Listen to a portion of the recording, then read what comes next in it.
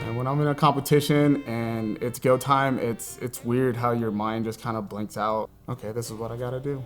It's like right when, rush time hits inside of a bar, all of a sudden you're like 30 tickets deep, you got 10 people in front of you, it's just like, it's not freak out time and panic time. It's time to like lock down and be like, this is where it is. Let's get this done.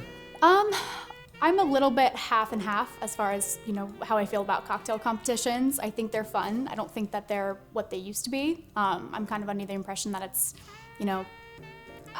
I think it depends on what it is. I think there's still some good ones out there. I think Top Bars is kind of turning into like a reality TV show. It doesn't feel as like authentic as it used to be, I guess. Me in a cocktail competition is probably the exact opposite of my actual personality behind the bar.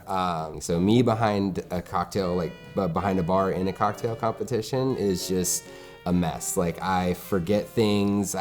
One time I think I was in a cocktail competition and we had to make classics and they're like, make a blood and sand.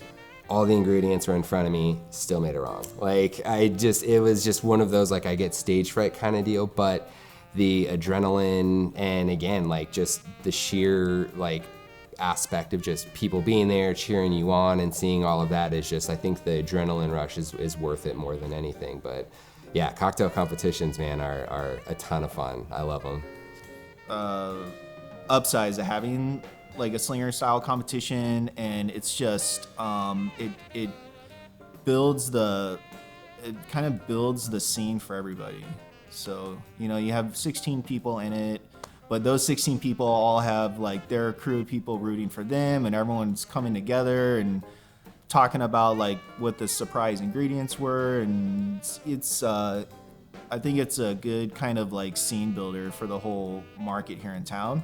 I wouldn't take them the outcomes too seriously. I've won a couple. I've definitely lost more than I've won for sure. The more you do, I think the more you realize it doesn't matter. And a week after the competition's over, barely anyone remembers who won anyways. I love cocktail competitions. I love entering them. I think they're super fun to get everybody out, especially to kind of represent yourself and kind of show what you can do. But at those cocktail competitions, it really is about you and only you and nobody else. It's not your company. You're representing your company, but you're representing yourself and bringing yourself in front of all these people to show you what you can do and how creative you are.